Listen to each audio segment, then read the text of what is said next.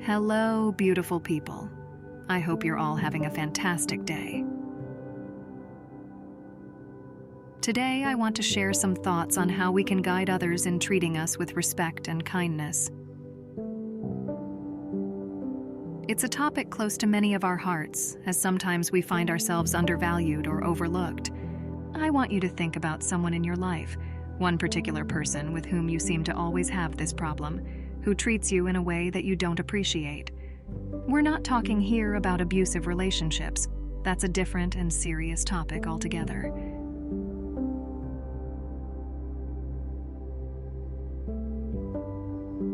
Today, we're focusing on those challenging interactions that affect the health of our everyday relationships. Let's start by asking ourselves, how might our behavior be inviting this treatment?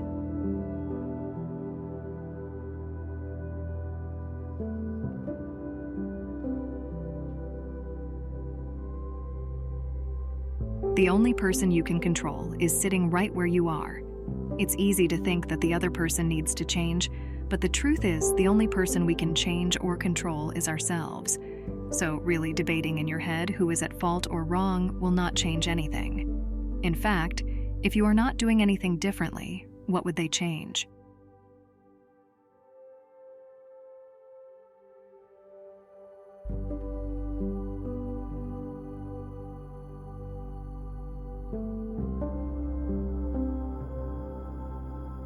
Ask yourself this question. How do you communicate? What is it about what you are putting out there that may be allowing this person to think it is okay to treat you this way? Our channel, Wisdom Now for Life, encourages responsibility for our actions, thoughts, and emotions. There's no villain in this story, just you and your journey towards self-reflection.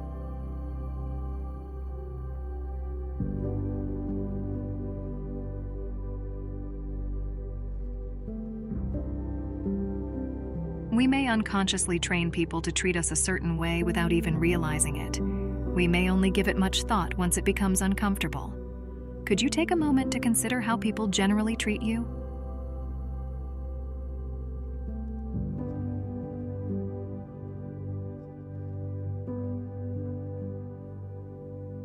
If you have to put an average number on it, how well do people treat you on a scale of 1 to 10? 10 being the highest. What will your answer be? Do people usually respect you? How giving are they towards you?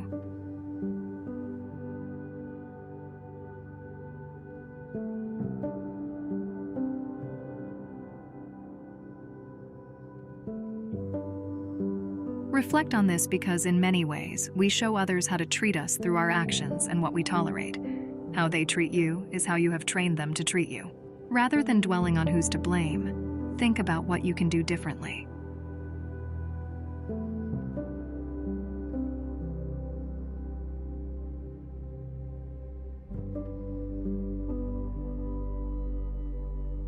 By accepting responsibility for your part, you're not waiting for someone else to make your life better. You're taking charge of your own experience. So you certainly don't want to take the blame for someone's unkind behavior.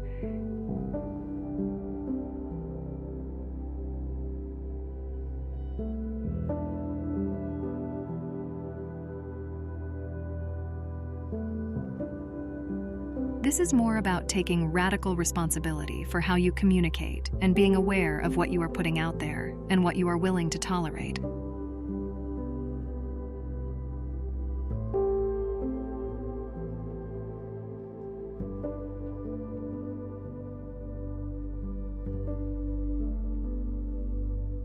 So here's the thing. When you change how you communicate, the people you are dealing with will almost inevitably have to change how they communicate and respond to you.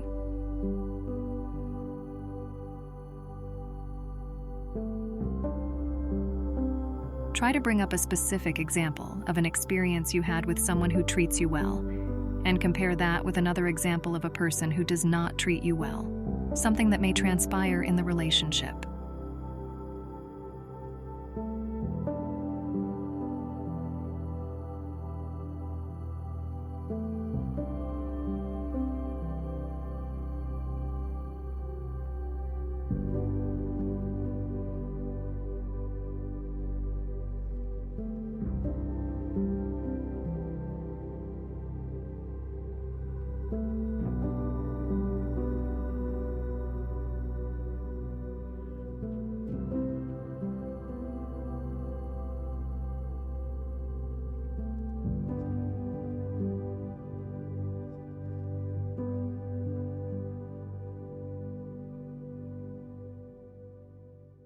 and think about how you choose to communicate with each one of them.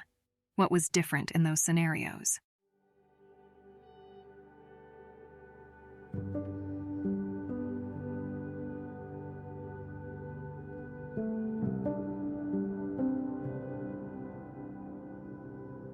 Could you tell me what you did with one that you did not with the other? And again, don't get caught in accusing their behavior towards you.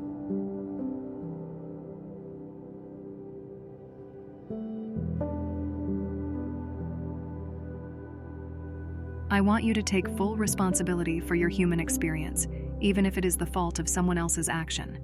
No one can cause anything in our lives. We create our reality, our own experience. Whatever they are doing, the question is, what are you doing differently? It's important to state your expectations clearly.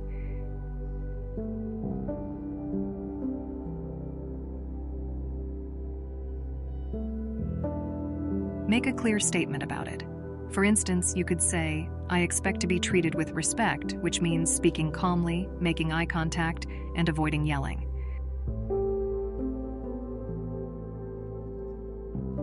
Could you define your criteria for respect?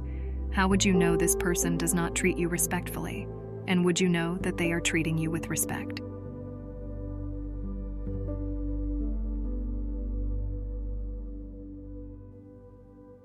And don't go into, I will feel this, or I will feel that. That's not what we are talking about here. We want to see action. We want to see that person actually do something different, something concrete and solid that will be a clear indicator of change. Maybe it is going to be something different with the tone and volume of their voice. What would you see? What would you hear that will show you that this person is treating you now more respectfully?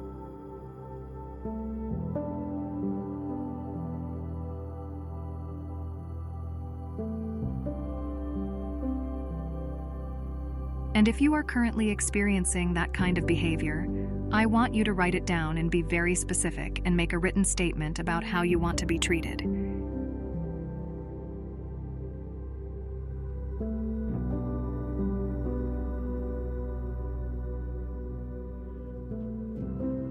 Maybe it will sound something like, I want to be treated with respect. And here, how would you know that I have been treated with respect? When you talk to me, you look at me in the eyes. You talk to me in a study tone. You will not yell. You will not talk to me in a condescending tone or sarcastic tone. These examples give you an idea of articulating what you want to communicate to this person.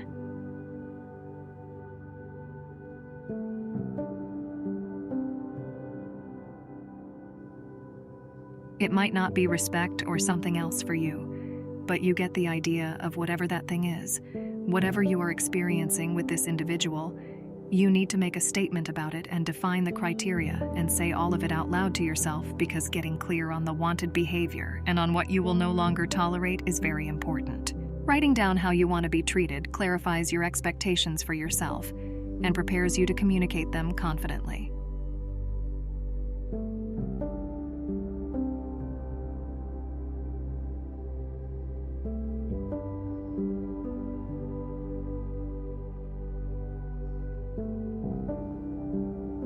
Perhaps you could rehearse in front of a mirror. And don't go into, I will feel this or I will feel that. That's not what we are talking about here. We want action. We want to see that person do something different, something concrete, solid that will be a clear indicator of change.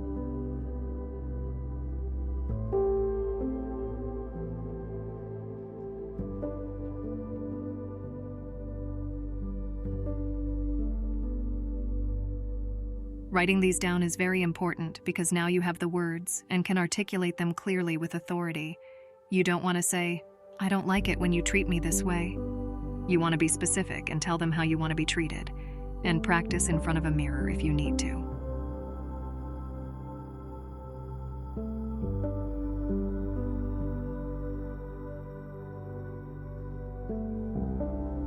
Even if you feel silly doing it, be aware of what that person will see. It is an important practice, especially if you have not been able to communicate to that person how you want to be treated. Maybe practicing in front of a mirror will give you the confidence to do that. For example, you might say, "Look, John, it's not okay to raise your voice at me. I am standing right here and I can hear you just fine. I prefer when you speak to me at a normal volume like I speak to you. That's how I want you to treat me."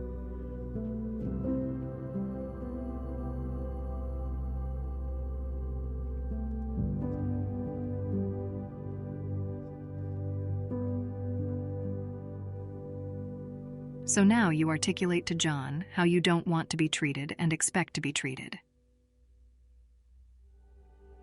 Of course, none of this is going to be easy because you allowed progress to this point, and it will take some effort and courage to address it, but you can do it. Setting boundaries can be difficult, particularly when dealing with a recurring lack of respect. Nonetheless, it's essential to remember that everyone deserves to be treated with kindness and respect, regardless of their past experiences.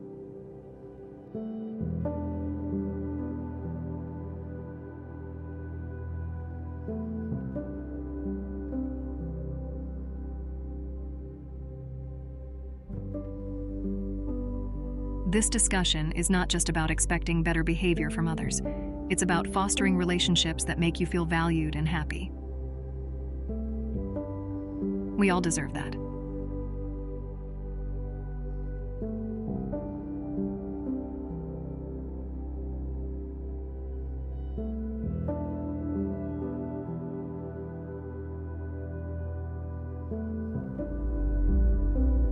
Interestingly, by just practicing that with people in general, specifically with the person that you have in mind, they will start to treat you better. They will treat you differently because they get the sense that you know where those lines are. You are clear about what you are willing to tolerate, and you are willing to say something about it.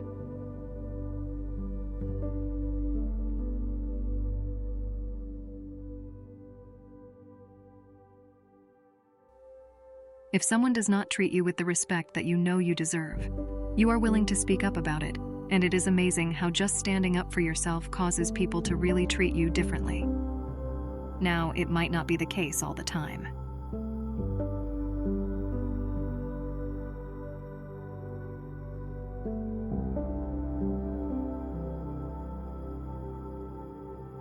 Sometimes people will continue in their efforts to mistreat you or disrespect you, but remember, here is the point. You do not ever have to tolerate people who treat you poorly, and it doesn't matter if it is a friend, it doesn't matter if it is a family member, it doesn't matter if it is a partner, and it doesn't matter how long you have known this person, because sometimes you get caught up in that.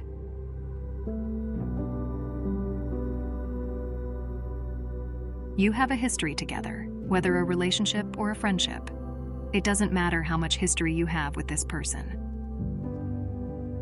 If that person cannot respect you here and now, that's what matters, because that's what you deserve.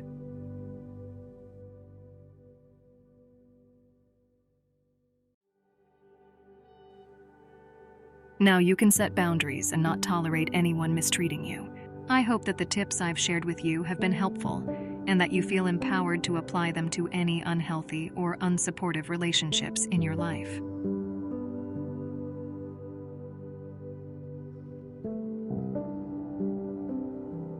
Remember, your relationships should bring you happiness, encouragement, and support. We all deserve that, and you have now a choice. Thanks for joining me today. Don't forget to subscribe for more tips on leading a peaceful and wise life.